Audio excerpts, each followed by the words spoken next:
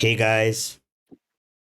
And welcome back to a brand new episode of the Tech Buddies podcast. So, last week there was no episode since Gautam had his exams. So, this week's episode is going to be a news episode covering all the things that happened in September, or should I call it Techtember, because there's a lot of stuff that were launched and a lot of announcements made. So, basically, we made a list of all the topics and launches that happened, and the list is in order of the dates at which the launches happened. So it's going to be a lot of random news. It's not going to be a proper thing. Anyways, having said that, we'll start with the first um, topic, or the first launch, and that is the Huawei Mate X-T. So this phone is, I think, one of the most innovative phones at this point, considering that this is the first triple foldable smartphone. It's currently launched only in China. So, obviously, let's come to the specifications, which is obviously going to be grand. The first single screen is a 6.4-inch screen.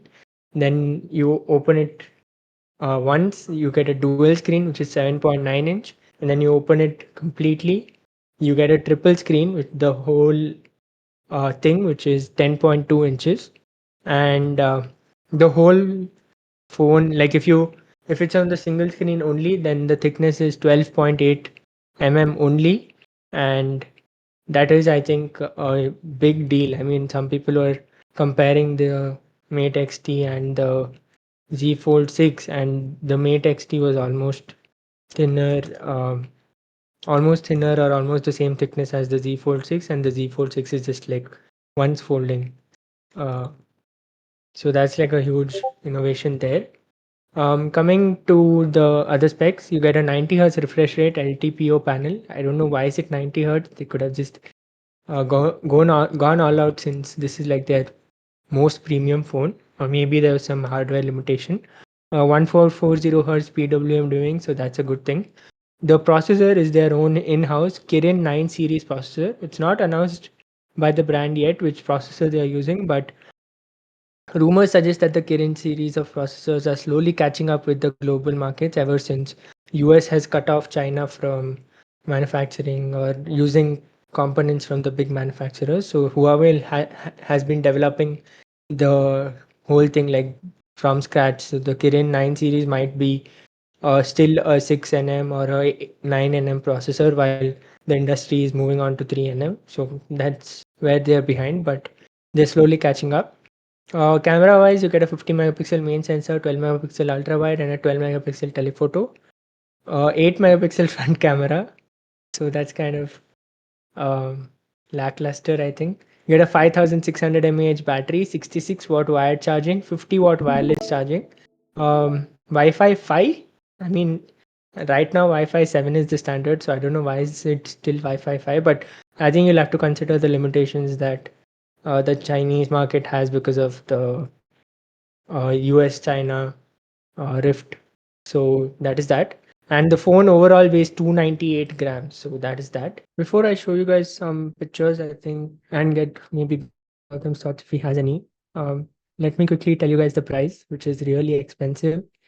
And considering the device it is, I think it's maybe justified.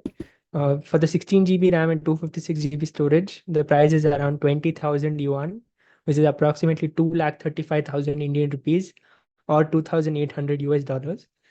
And if you want more storage, then the price is even more. So yes, that is one thing. And another piece of news tweet I saw is that the people in China are receiving the phone very well, and a lot of people are purchasing it, and it created almost $8 billion in revenue for Huawei. So that's a pretty crazy thing.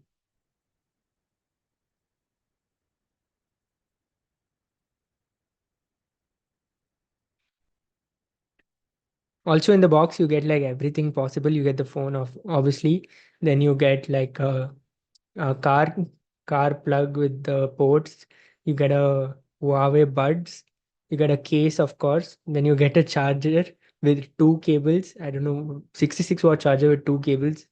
So that's like a total full unboxing experience.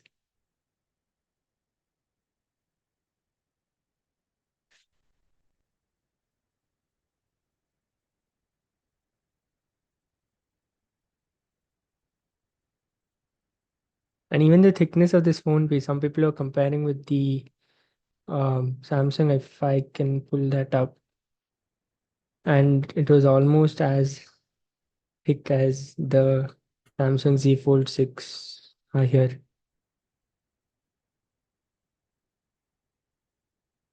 So it's pretty crazy the innovation Huawei has been able to do despite all the sanctions it's facing from the US and stuff. Being used to display 3D video and stuff. So it's another cool thing.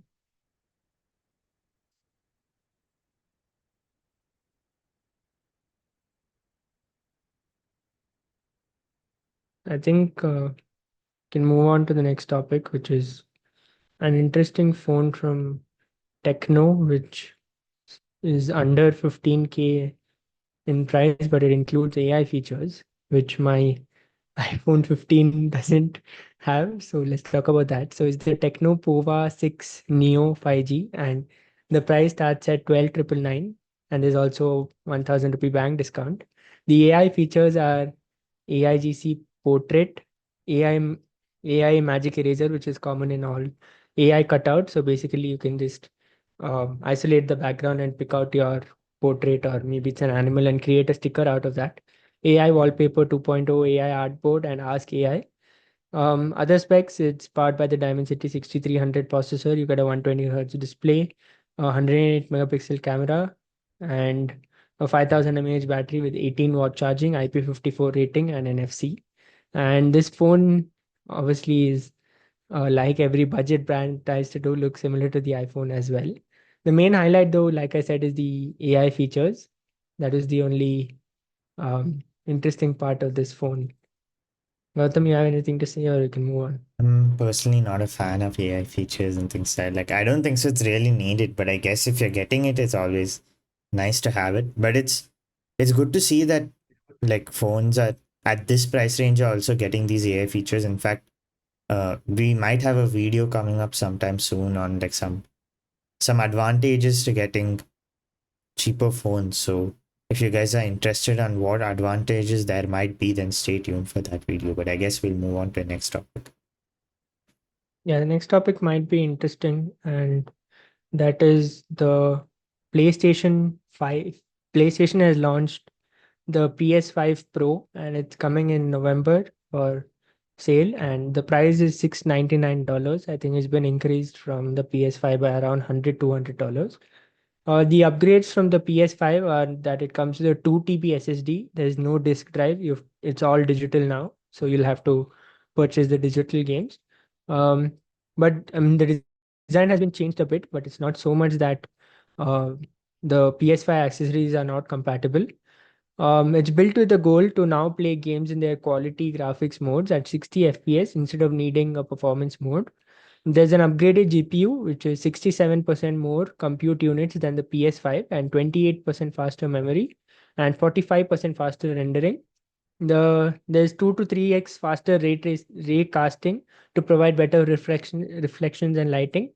They are using AI upscaling, which they're calling PSSR, PlayStation Spectral Super Resolution, which uses ML to provide super sharp image clarity. There's also PS5 Game Boost, which can automatically stabilize or improve the performance of 8500 backwards compatible PS4 games, enhance IQ and resolution on select PS4 games. So that's a good thing. Some of the PS5 Pro enhanced games will include Alan Wake 2, Assassin's Creed Shadows, Demon's Souls, Dragon's Dogma 2, Final Fantasy 7 Rebirth, Gran Turismo, etc. So if you are someone who plays those games, then they'll be in a more enhanced version. Like I said, the price is 699, and the stand is sold separately if that's something you need. There's also a recent 30-year anniversary edition which was launched. It's just a new colorway, and that is um, it's just a gray color, and then there's a new um, cable and stuff like that, and it's already been sold out immediately by scalpers who are then selling it later on eBay for 100 times the price. So that was about the PS5 Pro and the anniversary edition. Gautam, you have anything to say? I was a bit disappointed, but I guess it was due for a PS5 Pro to come because the PS5 itself came like 4 years back, and generally this is the middle of its life cycle, and it's kind of crazy to feel that like it's the middle of its life cycle because it just feels like it's a brand new product. That being said, in the whole console wars thing, PlayStation, even though PlayStation hasn't been making some great upgrades like with the PS5 Pro, it's still winning over its rival Xbox because of Xbox making its entire game content available on PC also. And like Athar said, this PS5 Pro doesn't come with CD, so it means digital drive. So this marks the end of an era where you could have physical games, and now we are slowly transitioning towards a truly digital gaming experience. While some people may All say those that, people who were collecting retro games, unfortunately, it'll just remain a collection unless you do like retro. I mean, if you have a older console. yeah, and for those people who are like who feel like this is the good way to go, while it is a lot more convenient than having physical discs, just the joy of having and actually owning your game is it's in a different it's in a different league in my opinion. And with the PlayStation Network, there have been times where they have taken things off the PlayStation Network in between, like games you have bought suddenly going and suddenly you're getting refunded, or like media that you might have legally purchased suddenly being taken off the digital stores and things like that. So yeah, that's that for my take on PlayStation overall. And also one more thing with PS5 Pro is now, so you will have to get the subscription, whatever the PS5 comes with, so PlayStation Plus or whatever they call their subscription. So now you cannot just have the device itself, because for those of you who know, to access internet facilities and things that in the PlayStation, you have to get a subscription, as far as I know. So now you have no option but to get that subscription because you don't have physical games and stuff like that. So that's that. Um, in my opinion, it's a bit bleak, but but from a graphics wise, like AI upscaling and things like those things actually might make your performance better while delivering a lot better performance. And hopefully, this version of the PlayStation is actually 8K capable, because while the previous PlayStation was 8K capable, um, it couldn't run most of its games in 8K, and there were some issues that came out of it, like they got into legal trouble because of that 8K badge on their uh, box. So hopefully this PS5 Pro is going to be better, and I can't wait to see it hit the shelves. The anniversary edition, I remember everyone was dogging on the PlayStation 5 Pro when it came out, and then people are like, they just stuck a tape to their router and said, okay, they have the PlayStation 5 Pro and things like that. But when the anniversary edition came out, I think Athar, if he can show a picture of it, it's actually designed quite well, and it's like a throwback to the older PlayStation. So if you're a person that just likes retro design, or if you like PlayStation as a brand, I feel like you might like this design of the PlayStation 5 Pro anniversary edition. It looks really nice. I think this is the PlayStation 4 anniversary edition, not the PlayStation 5. But yeah, that one's a PlayStation 5 anniversary edition. The controller especially looks really, really nice in my opinion. And I think whoever designed, I feel like they should have been the stock PlayStation in itself. I feel like retro is back in style, and there's no harm in with going retro as your main for your device. I think we can move on to the next topic.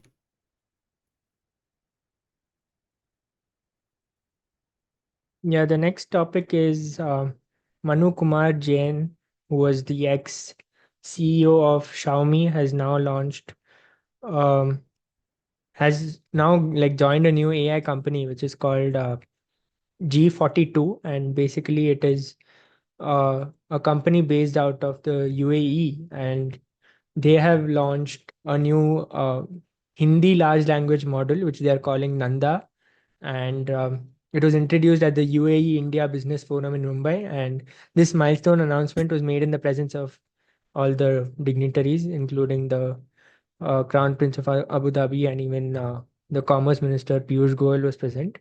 Developed by Inception, a G42 AI group company in collaboration with MBZU AI and Cerebras Systems, Nanda is a state-of-the-art model. It is a 13 billion parameter model. It's trained on 2.13 trillion tokens of language datasets, including Hindi. There's also a bilingual model, Hindi and English, and also does a beautiful work in English. And if you're wondering how the name Nanda came, it's named after one of the highest peaks in India, Nanda Devi. And following the success of their native English Arabic model, which they call JAIS, and I mean, they believe Nanda can get integrated into the fabric of India and it meets all the sovereign requirements and things like that. So um, there's not much talk spoken about it. So I thought we can maybe just include it as news. Mm-hmm. Um, this I think could be like a rival to Trim AI that also has Hindi, but I think this is the first like native Hindi LLM. Yeah, that's about it. Yeah, we'll move on to the next topic. I don't have much on this. Next one is interesting. So basically, Intel has launched their Lunar Lake processors, and it's giving tough competition to the Snapdragon X Elite series, and even Intel claims to beat Qualcomm in the battery benchmarks. It's aimed at providing an AI PC experience, and Intel promises performance improvements on the CPU, GPU, and NPU front. There's a new Lion Cove P cores and Skymont E cores. P cores can go to a maximum turbo frequency of up to 5.1 gigahertz, and the E cores can go to a max turbo frequency up to 3.7 gigahertz. It's equipped with soldered on memory like Apple does, I think. The RAM is soldered on along with the processor itself. In new Intel Arc built-in GPU based on the new Xe2 GPU architecture, and Intel is claiming up to 31% performance improvement over its predecessor and performance of up to 48 teratops trillion operations per second. So that's for the AI tasks. So that's I think at par with all the other brands, and the NPU is claimed to be 4 times more powerful than the previous generation, and Intel promises the best battery life among x86 processors and promises up to 20 hours of battery life. And I think people have gotten that much battery life. If I go to the PC Mag website, and the systems which they've tested is the ASUS ZenBook, which comes with the Intel Core Ultra 7, and there are some other these things laptops which have been tested, and the performance wise also productivity test suit the scores are pretty decent. And if you go down to the battery test, yeah, they're getting 23 hours of battery life, which is like really good. Like even Linus Tech Tips, he's been using a Snapdragon X Elite laptop, and like he just uses his laptop, like he uses his laptop for just like reviewing scripts and stuff. So it's just always kept in his bag. He doesn't charge it pretty often. So every time, if it was like a previous laptop, every time he removes his laptop, it'll obviously always be dead. But the Snapdragon laptop which he has now, he just pulled it out randomly in one show, and it wasn't dead. So the battery life on these laptops are really good. And if Intel is able to give like 23 hours of battery life, that's a really good thing. And there's also the um, AI focused stuff as well. We can move on to the next topic. So they launched a lot of processors. So if you want to check out the detailed stuff, this is the SKU chart. Yeah, but also for I those think we that can. remember last year's Intel processors had a lot of issues, especially the Oh yeah, desktop about that, ones. I think yeah, Intel has issued some microcode this thing so that it gets fixed or whatever. So that's that. Moving on to Also, the next in news. the whole Intel and Qualcomm thing. Oh yeah, that we I just uploaded the shot 1 hour back that Qualcomm might potentially be looking into acquiring Intel, and that's if that happens, it's gonna be really insane. Imagine the whole powerhouse the two of them will become if they join forces. And the reason that is happening is because unfortunately Intel is not doing that well with their finances. They almost, I think they showed off a revenue of only $10 billion or something like that, and then their chip foundries are not doing well. Their expansion plans are not um, working. While on the other hand, Qualcomm is obviously doing really well, almost $188 billion in revenue, if I'm not wrong, and things like that. So maybe they might look into acquisition if all the regulatory compliances and all go through, and that might be pretty insane um, in terms of the chip market. Moving on, let's talk about a budget phone and a budget laptop that was launched, and that is the Realme P2 Pro. The Realme had launched a new series of phones, the P series, which is meant to be their performance focused series, where they've launched the P1 and the P1 Pro already, and now here we have the P2 Pro. Specs wise, you get a 6.7-inch OLED display, 120 hertz, 600 nits of typical brightness, 1200 nits of high brightness mode, 2000 nits of peak brightness. So that's decent. Um, the chipset is the Snapdragon 7S Gen 2. So that's a good thing. You get Android 14 out of the box. Um, the camera is a 50 megapixel main camera, 8 megapixel ultra wide, and a 32 megapixel selfie camera. The good thing here is that the selfie camera can record 4K video, which is a good thing. Most phones cap it to 1080p. You get Wi-Fi 6, Bluetooth 5.2, USB Type-C 2.0 port. It could have been 3.2. Under display fingerprint scanner. Battery is a 5200 mAh battery with 80-watt charging, and Realme claims 50% charge in 19 minutes and 100% charge in 49 minutes. You get two colors, parrot green and eagle gray, and the price in India is around 20,000. So the 8 GB RAM with 128 GB storage is 2199, and yeah, these are the colors, the parrot gray and the eagle green and the eagle gray. 12 here. Here's the detailed pricing. Moving on to the Pad 2 Lite, and that is Um, this is also a budget laptop. The screen is a IPS LCD screen, 90 hertz refresh rate, 450 nits of peak brightness, 10.95 inches the size of the display. It comes with a MediaTek Helio G99 processor. It's a pretty old processor. Was being used earlier in budget phone, but in a tablet, I mean, unless you're gaming, in which case you'll have to spend a bit more and get the Xiaomi Pad 6 or something like that. Um, I mean, it's fine. Memory, you get 128 GB storage, 4 GB RAM, 8 GB RAM options, 8 megapixel camera, 5 megapixel selfie camera should be fine for video calls. Stereo speakers with four speakers, Wi-Fi, I think it's Wi-Fi 6 here too, Bluetooth version 5.2. 8300 mAh battery, but only 15-watt charging. So it'll take a really long time to get the battery filled up. The price starts at 14,999 for 4 GB RAM, 128 GB storage, and 16,999 for the 8 GB RAM, 128 GB variant. I think you can skip this tablet and you can get the Xiaomi Pad 6, which is selling at 19,999 during the BBD sale, which is going on right now. So honestly, I think this doesn't make that much sense. Even the iPad 9 Gen is selling for around 19,999. So you can check those out instead of this. While we are talking about this, there's also the Infinix Pad, which has been launched for around 10K, and that is also similar. If you want to check it out, if you're on a really tight budget, it's 11-inch 90 hertz IPS display with the same chipset, MediaTek Helium G99. You get the option for cellular. So if you want like to give it to your kids and maybe you want to sim in that, that can be an option. 8 megapixels rear and front, so it's a bit better.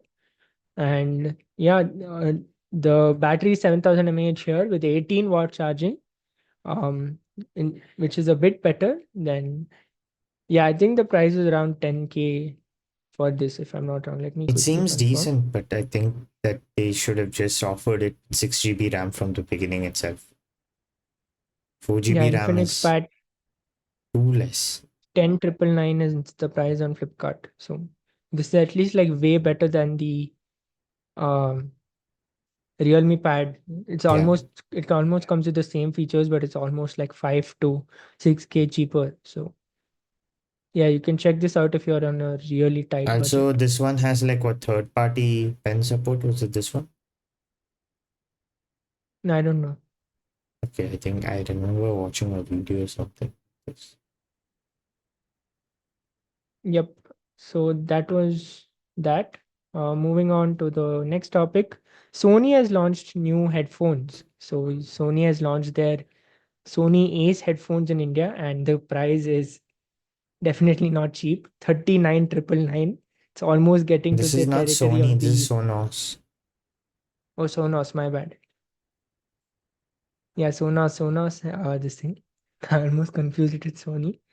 Uh, so yeah, Sonos has launched their new headphones to compete with the Sony, the Apple AirPods Max and stuff. So yeah, you have another option here. The features, you get spatial audio, ANC, lossless audio.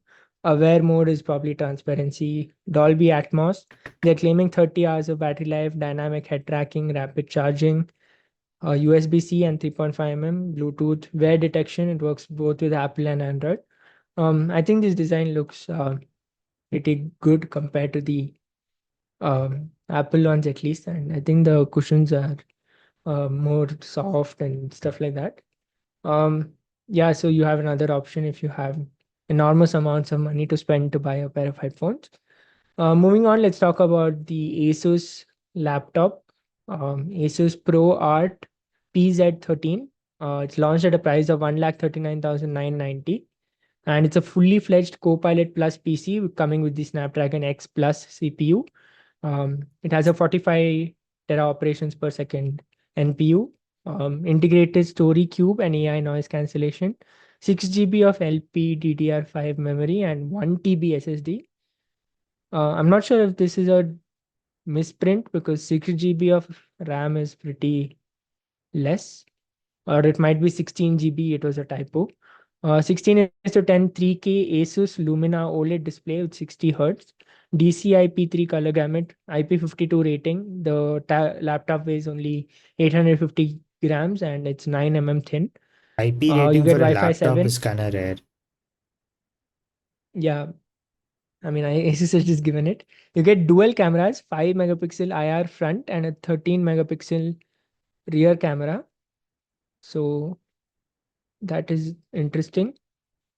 Um, You get the Snapdragon X Plus chip, like I said, up to 3.4 gigahertz clock speed, Qualcomm Adreno GPU, and yeah, this is how the laptop looks like. It's like a two-in-one sort of a thing. It's similar to the Surface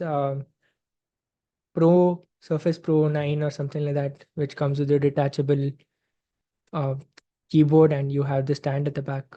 So yeah, if you're looking for a touchscreen laptop, which is pretty rare in the market, you can check it out. I think this one's pretty cool, but going back to the Sonos headphones that Athar was also talking about, I tried something that I don't remember if it was the Sonos ones, but a pair of headphones with the exact same design, like it. It might have been Sonos, but I'm not sure.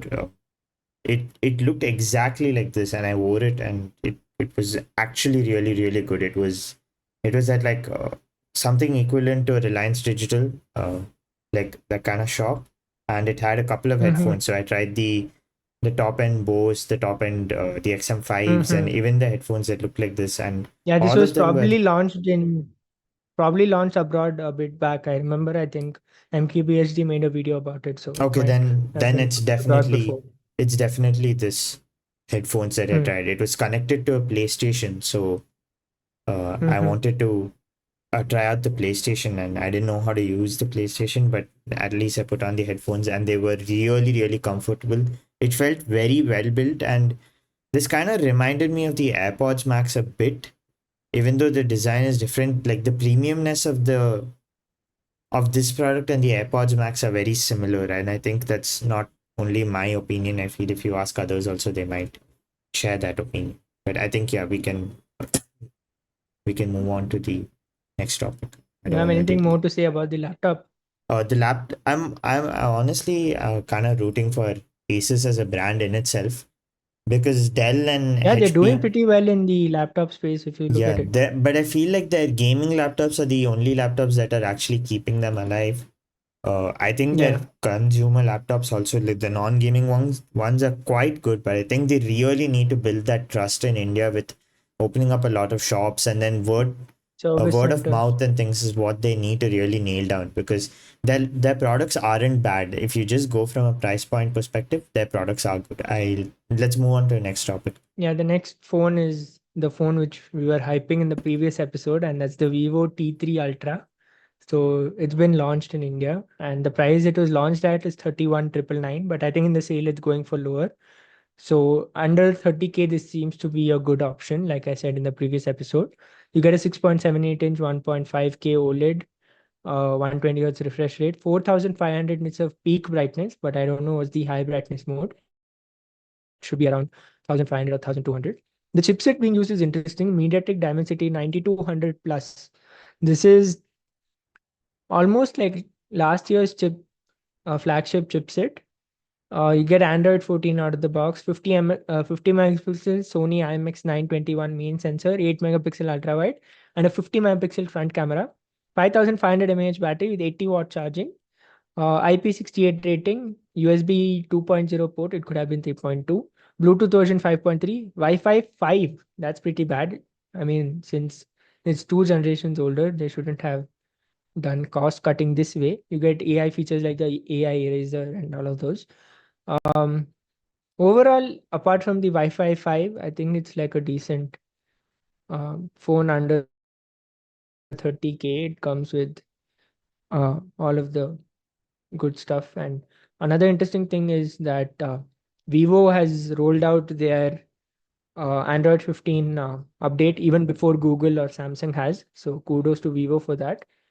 And they are the highest selling brand in India, and they're building their reputation even further by releasing these fast updates and stuff. So yeah, Vivo is doing a good job in India, even with iQOO, their sub brand. Yeah, I think I'm kind of now even rooting for Vivo also, because I feel Samsung is kind of taking the mid-range for granted.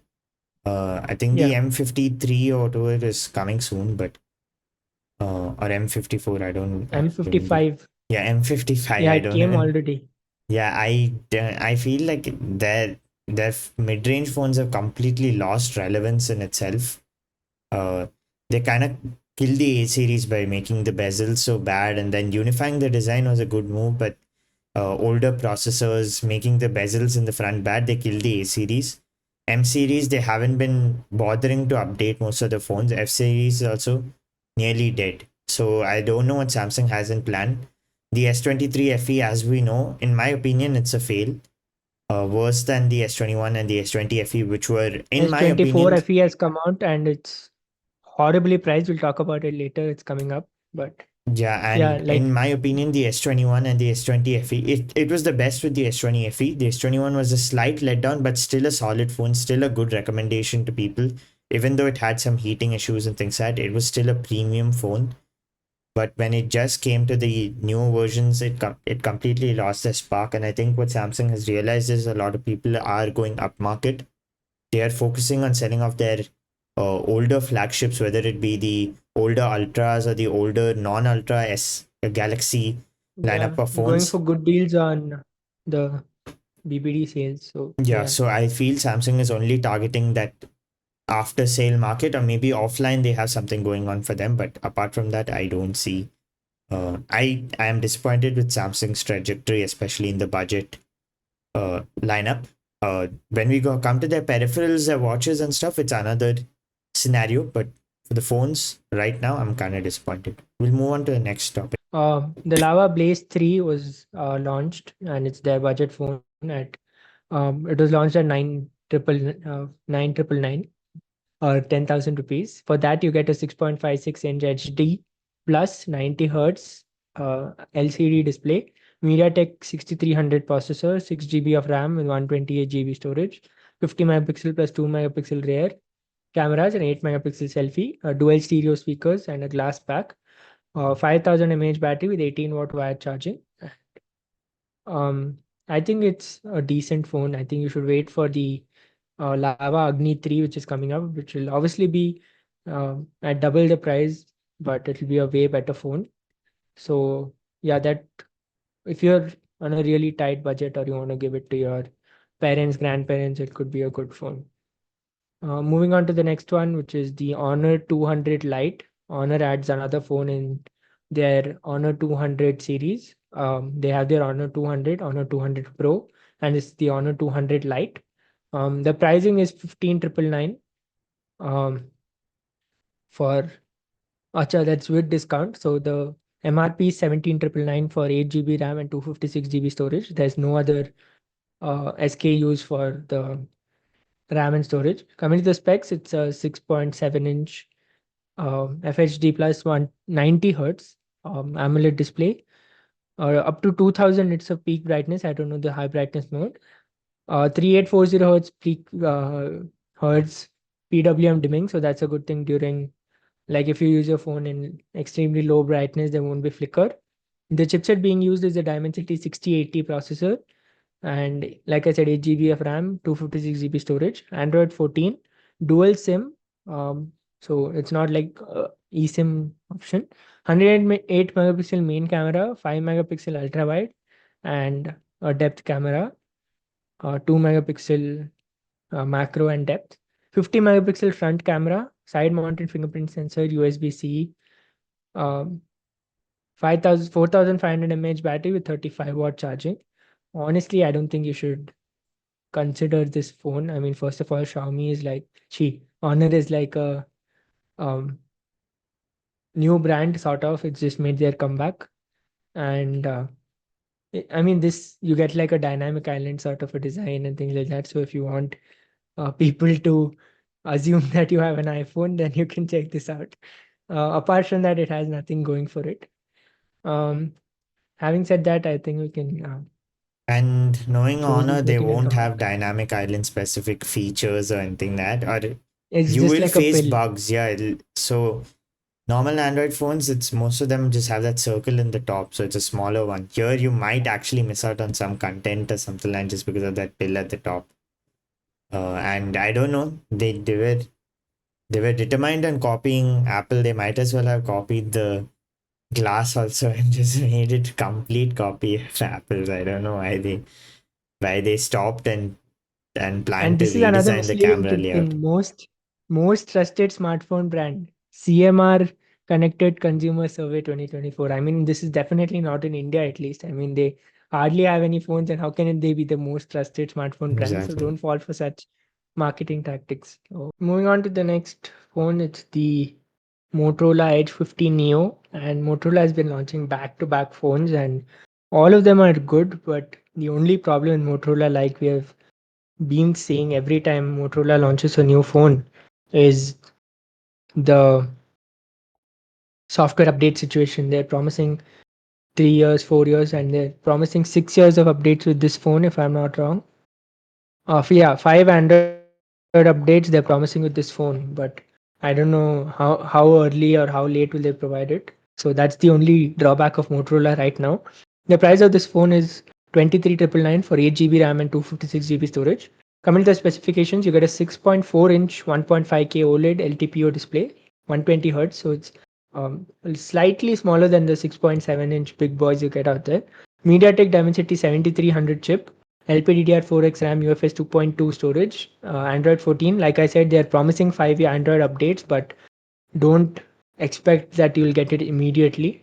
50 megapixel Sony LYT 700C main sensor, 13 megapixel ultra wide, 10 megapixel telephoto also. So that's pretty good thing. At this price point, no brand ever cares to give such good cameras. 32 megapixel front camera as well. 4310 mAh battery, 68 watt wired charging, 15 watt wireless charging, NFC. They also have their AI features: AI Magic Eraser, AI Magic Editor, AI Photo Unblur. You get Wi-Fi 6E, Bluetooth 5.2, dual stereo speakers, IP68 rating, military standard 810 certification. It's not something to um, give too much attention to, but it definitely has that. And I think this is supposed to be like the thinnest phone that comes with the military standard certification or whatever. And you get a bunch of unique colors that are obviously Pantone certified. So you get a red, you get a gray, then you get like a peach, and you get even a blue. So overall, I think it's a good phone, and Motorola always goes above and beyond in terms of specs, at least to I mean, if you compare like the specs to price ratio, Motorola always does a good thing, but their updates are the only drawback. Having said that, think we can move on if Gautam doesn't have any thoughts. I think Motorola has to improve the camera optimization. The Motorola phones that have always used Yeah, the camera is subpar. That's they have one. been working on that apparently, and it's improved. But the only thing they're not doing is the updates, which is frustrating because Mhm. everything else about this phone is so good. Um, I think we Moving can on to the move on next to the topic. next year. Yeah, YouTube is planning to roll out pause screen ads. I made a short video about this. You can check that out. But um, basically, whenever you pause a video, an ad might pop up. And this is just another way for YouTube and advertisers to make their money. And YouTube did run this as a pilot project or whatever. And apparently, there were um, good reviews or whatever. It was like a success between both the um, consumers as well as the advertisers. So YouTube is going ahead with that. If you thought that was bad, YouTube rolling out pause screen ads, then LG is doing that with their TVs. So basically, they're going to display ads when the TV is in the idle mode. So basically, like if you're playing something and you go away and then it goes into the idle mode, ideally, and LG is going to grab that opportunity and use that to display full screen ads. And the worst part is this is not just in their budget TVs or whatever. If you have a 3 lakh LG top of the top TV, then you'll get these ads even there. So I don't know. LG is just trying to capitalize even more on any of the screen real estate they get. But yeah, that is. I I I don't like the way LG is operating in itself. I have watched movies on LG TVs from the cheapest to cheapest to the most expensive LG TVs, like the 3 lakh ones and the 30K ones. And while the 3 lakh ones are good, I feel LG, especially their LCD displays, the backlight always develops some issues. Like, in fact, the ones we have in my college, most of them are LG itself. My grandmother's TV is also LG. And half of the TV just becomes blue like after a few years of using. And I'm starting to believe that there is some quality control issue with LG TVs, because I have never seen like a Sony TV with backlight issues that bad, or a Samsung TV or any other brand with TVs with issues that bad. So I think LG really needs to work on that. And when you're paying prices like 3 lakh and all for a TV, even Linus Tech Tips himself uses, I think now he has a TCL TV, but he used to have a very expensive LG TV. And many people buy the expensive LG TVs because with discount and things, it becomes really nice. While the TV is good, I feel the speakers are very weak. And also now, if you're getting ads and stuff, which already they have in their, for those of you guys know, LG doesn't have, uh, technically it doesn't have Android. It has like a skin of Android with like its Yeah, they have thin, WebOS. They yeah, call it WebOS or WebOS. whatever. And that also has ads. So how many ads do they want to bake into uh, the TV experience when you're spending 3 lakh on a TV? I get it with Fire Stick and all, the product that costs 3,000 rupees and things, it might be hard to manufacture for that price. But for a product that costs 3 lakh, you put like a 8K display or something like that. Seeing an ad on that, I don't know. I would be really pissed. And I feel like that's where people are spending that much itself. I feel like if you if you just want to go the additional mile of not getting ads, then just get an Apple TV or something like that, because at least you won't get ads. That's my take on it. Maybe not everyone will like that, but I feel it's high time we brought the TV experience back to the consumers instead of it just being a whole facade for advertising. I think we can move on to Yeah. the The next next topic. topic, which is the OpenAI, they've launched a new model, which is pretty interesting if you actually see it. We are slowly getting close to like human level of these things with these chatbots, and some even better than us. So basically, this model is called the O1 model, and it's codenamed, I think, Strawberry model, because like the most fatal mistake all AI chatbots used to make is if you ask it how many R's are there in Strawberry, it always used to tell two when there were three. So, but when now this new O1 model, it has like a reasoning ability. So some developer of OpenAI was explaining it that in the GPT-4o model, it basically looks at your prompt as text and not as individual words and subwords, because of which it cannot reason properly. And they've changed that with this new O1 model. And there are a lot of interesting like things possible now that it can reason. It can do more math and science type questions and things like that. And I don't know, as the maybe as further versions roll out, maybe O2, O3, and when something like an O4 comes, then it might even be smarter than us.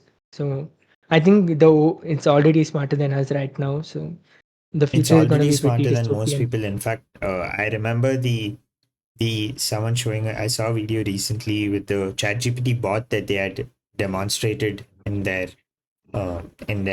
like their event where a person interacts and talks to a bot. It is now able to replicate accents quite well, and if you tell it to speak in this accent, for the video was the whole ChatGPT bot speaking with a Jamaican accent just on request. So that that in itself is crazy. I think it's only a matter of maybe months, not even years, to see again major changes that will blow our minds. So I don't think so this AI thing is going anywhere. We can we can just stay tuned, see what's going. Gemini, on the other hand, I don't see any major updates. Gemini's on Gemini's side, and I feel Gemini gives a lot of inaccurate answers also. Yeah, What Gemini does well is get sources, or like when it comes to like giving examples, Gemini is slightly better, whereas ChatGPT, if we try to ask it sometimes for like a pictorial type uh, explanation, it uses the DALI type model and generates an image instead sometimes, which is an issue I have been facing with ChatGPT. But overall, I'd say we're seeing a lot of developments. And just a year back, we were in a completely different. nowhere. Yeah, Yeah. we can. Since like we were talking about OpenAI, I also made a short about this. OpenAI is restructuring into a for-profit Mm-hmm. company, and because of that, CTO Mira Murati, who has been in the company for almost a decade, and two other top executives have left the company. And um, I don't know. I think the whole company was started as a non-profit and things like that, and now Sam Altman wants to steer it towards a for-profit company, and they're planning to raise $6.5 billion at a valuation of $150 billion and things like that. So yeah, we'll have to see the tussle between the for-profit part and the non-profit part, because the rumors say that the non-profit ARN will still exist and it will hold a minority stake. So we'll have to see how everything pans out for them. Moving on, let's talk about another phone launch, which is pretty interesting, and that is the Infinix Zero 40. And there are a bunch of interesting features Infinix has provided with this phone. Um, this this is kind of like Infinix upper mid-range category, and it's a follow-up to the Infinix Zero 30, which was launched last year. And there's a bunch of new features and things like that, including a partnership with GoPro to use the Infinix Zero 40 as a monitor. So if you're using a GoPro, you can use the Infinix phone as a monitor. The phone is powered by the MediaTek Dimensity 8200 Ultimate processor, This can be paired with a 256 GB or 512 GB storage. Both are UFS 3.1, and they could have given UFS 4 storage, considering that 256 GB is supported for UFS 4.0. RAM is 12 GB for both the variants. The display comes with the display is a 6.78-inch AMOLED display with 144 Hz refresh rate and a peak brightness of 1300 nits. Um, in terms of camera, you get a 108 megapixel main camera, a 50 megapixel ultra wide, and a 2 megapixel depth sensor. And the real star of the show is the 50 megapixel front camera capable of 4K 60 FPS video recording, perfect for content creators who enjoy vlogging, according to the brand. There's also a front facing flash to illuminate your face when filming in low light. The battery is 5000 mAh battery, which can be charged using 45 watt wired or 20-watt wireless charging. It also has IP54 rating, in-display fingerprint scanner, JBL tuning for its stereo speakers, and Infinix says promising 2 years of OS updates and 3 years of security updates. So overall, I think Infinix and Techno are doing like a really good job providing AI features in the under 15K price point, providing 4K 60 FPS recording from the rear camera. The front camera and things like that. The price is 27,999 for the 12256 and 30,999 for the 12512 variant. So this is like a solid upper mid range phone, and I think it's a really good phone. Even the design is um, like decent and stuff. So that was the Infinix Zero 40.